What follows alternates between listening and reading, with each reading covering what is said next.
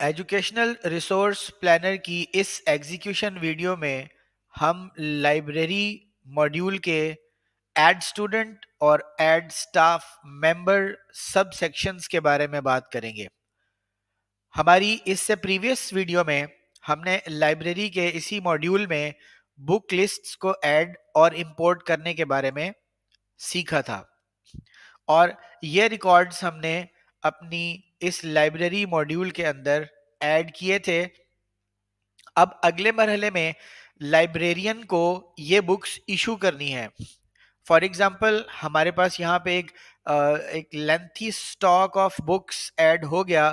For example 400 500 books का जो भी हमारी लाइब्रेरी में एसेट स्टॉक मौजूद है, उसके बाद हमने इसको स्टूडेंट्स या स्टाफ मेंबर्स को इशू करना है। तो इस बुक को इशू करने के लिए हमें सबसे पहले स्टूडेंट्स को और स्टाफ मेंबर्स को इस लाइब्रेरी मॉड्यूल में ऐड करना होगा।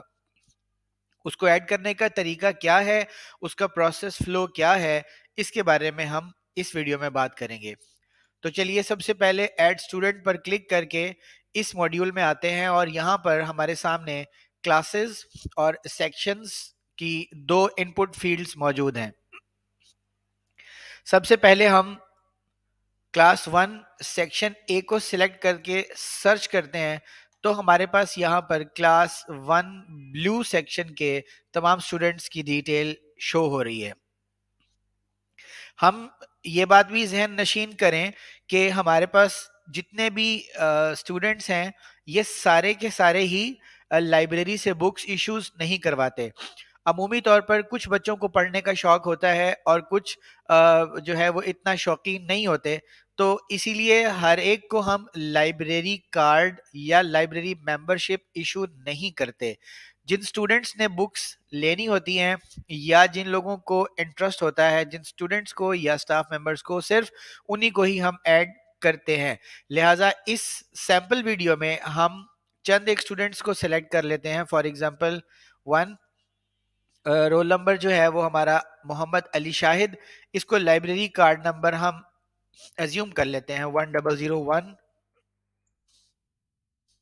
जैसे ही हमने ये रिकॉर्ड ऐड किया, रिकॉर्ड सेव्ड सक्सेसफुली का मैसेज भी आया और मेंबर आईडी और लाइब्रेरी कार्ड नंबर यहाँ पॉपुलेट हो गया। जबकि बाकी किसी भी स्टाफ स्टूडेंट के लिए यहाँ पर कोई भी रिकॉर्ड अवेलेबल नहीं है। जिस बच्चे को हम लाइब्रेरी कार्ड नंबर इशू करेंगे वो हमारा मेंबर बनता चला जाएगा। For example 1003।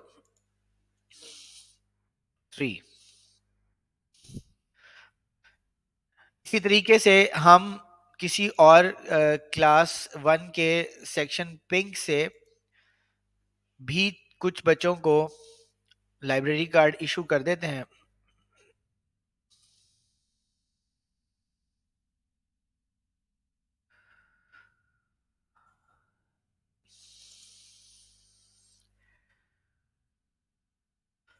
ओके, ये हमारे पास एक सैंपल स्टूडेंट्स का डाटा आ गया कि हमने 5 लाइब्रेरी कार्ड्स इस वक्त तक इशू कर दिए हैं।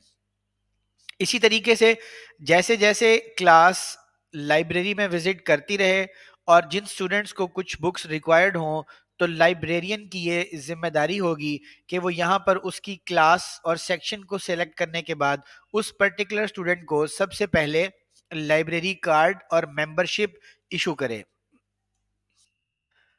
इस तरीके से हमने ये स्टूडेंट्स को मेंबरशिप और लाइब्रेरी कार्ड नंबर इशू किया है। बिल्कुल इसी अंदाज में हम स्टाफ मेंबर्स को भी यहाँ पर ऐड करेंगे।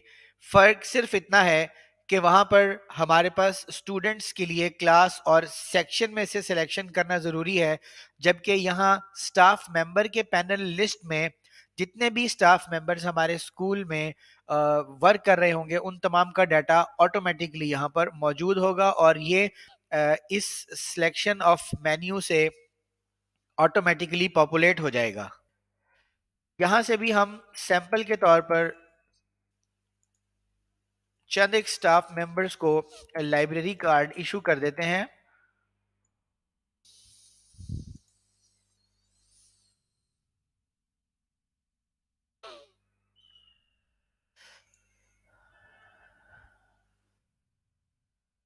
ओके, ये हमने 3 स्टाफ मेंबर्स को और उधर से चंद स्टूडेंट्स को जो है वो मेंबरशिप और लाइब्रेरी कार्ड नंबर इशू कर दिया।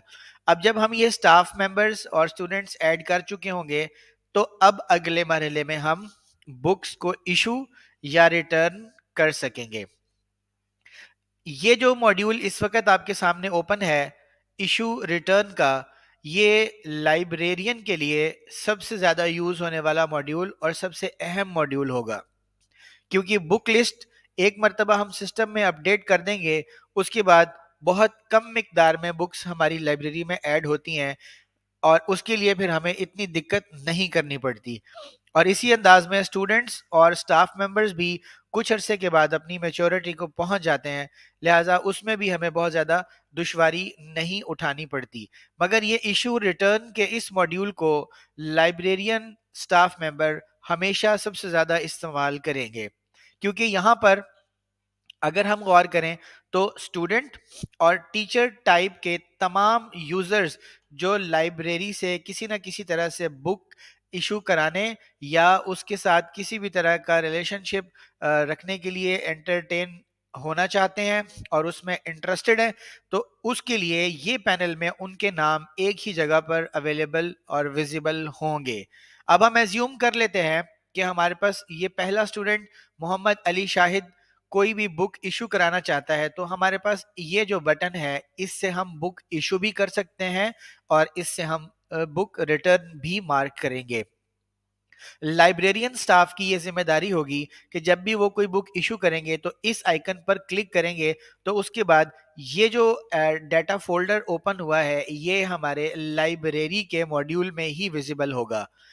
ये वो डाटा फोल्डर नहीं है जो स्टूडेंट का एक रिकॉर्ड देखने के लिए होता है। इसके अंदर सिर्फ स्टूडेंट की प्रायर इंफॉर्मेशन और उसके बाद यहाँ पर बुक्स की डिटेल होगी। इस रिकॉर्ड के मुताबिक मोहम्मद अली शाहिद ने अभी तक लाइब्रेरी से कोई बुक नहीं ली है, लिहाजा हम जैसे यहाँ पर क्लिक करेंगे तो हमारे पास लाइब्रेरी स्टॉक में मौजूद वो तमाम बुक्स विजिबल हो जाएंगी जो हम ऑलरेडी ऐड कर चुके हैं। हम अज्यूम करते हैं कि बांगे दरा मोहम्मद अली शाहिद जो है वो बुक इशू करवाना चाहते हैं और हमारे पास इसकी क्वांटिटी अवेलेबल जो है वो 5 है। इसकी एक्सपेक्टेड रिटर्न डेट हम यहाँ पर मेंशन करेंगे और उसके बाद इसको सेव कर देंगे। तो ये रिकॉर्ड हमारे पास सक्सेसफुली सेव हो गया और यहाँ बांगेदरा 1 बुक और इशू डेट और रिटर्न डेट, ड्यू डेट जो है वो अब पॉपुलेट हो जाएगी। अब जैसे ही ये यूजर अपनी बुक रिटर्न करने आएगा, तो लाइब्रेरियन उनसे उसका लाइब्रेरी कार्ड नंबर पूछेगा और इशू रिटर्न के इस मॉड्यूल में उसके कार्ड नंबर से उसका रिकॉर्ड मैच करते हुए अगेन इसी इशू रिटर्न वाले आइकन पर क्लिक करते हुए उसके इंटरनल डाटा पैनल या डाटा फोल्डर में आएगा। यहाँ पर उसके रिकॉर्ड्स के मुताबिक एक बुक बांगे दरा जो 17 नवंबर को ली गई और 25 नवंबर को वापस करनी थी, हम एज्यूम कर लेते हैं कि ये 25 नवंबर को वापस करने आया। तो जैसे ही ये रिटर्न बुक पर क्लिक करेगा तो रिटर्न डेट मार्क की जाएगी।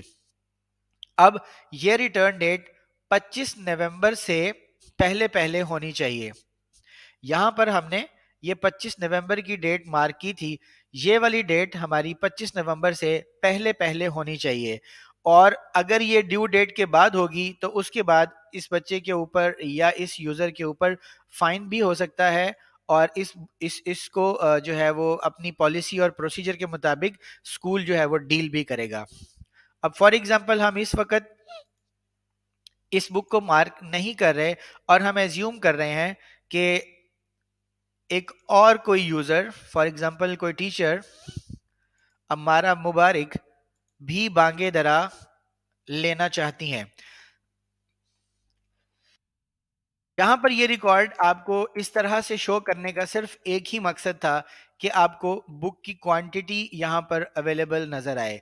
जब हम शाहिद स्टूडेंट को अपनी ये बुक इशू कर रहे थे उस वक्त ये क्वांटिटी 5 थी, ऑटोमेटिकली ये क्वांटिटी जो है वो कम होकर 4 हो गई है।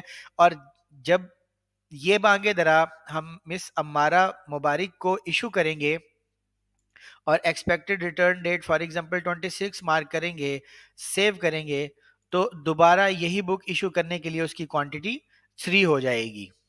इस तरीके से लाइब्रेरियन को इस चीज़ का भी रिकॉर्ड फर्स्ट हैंड पर मिलता रहेगा कि हमारे पास कितनी बुक्स अवेलेबल हैं, और अगर इसको हम क्रॉस वेरीफाई करना चाहें तो अपने बुक शेल्फ में जाकर क्रॉस वेरीफाई भी कर सकते हैं कि क्या हमारे पास इस वक्त अवेलेबल क्वांटिटी बांगे दरा बुक की हमारे बुक शेल्फ में 3 है या इससे कम।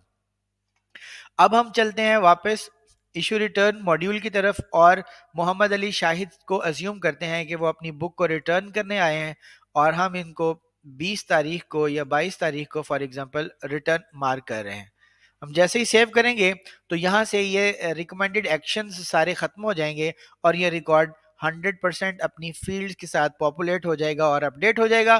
प्लस अगर अब दोबारा बांगे दरा इशू करेंगे तो हमने अपनी अभी पिछली स्टैंस में ये चेक किया कि हमारे पास बांगे दरा की बाकी क्वांटिटी 3 थी, और जैसे ही हम इस पर क्लिक करेंगे ये बुक चूंकि हमें रिटर्न हो चुकी है मोहम्मद अली शाहिद वाली, लिहाजा इसकी क्वांटिटी 4 हो गई है।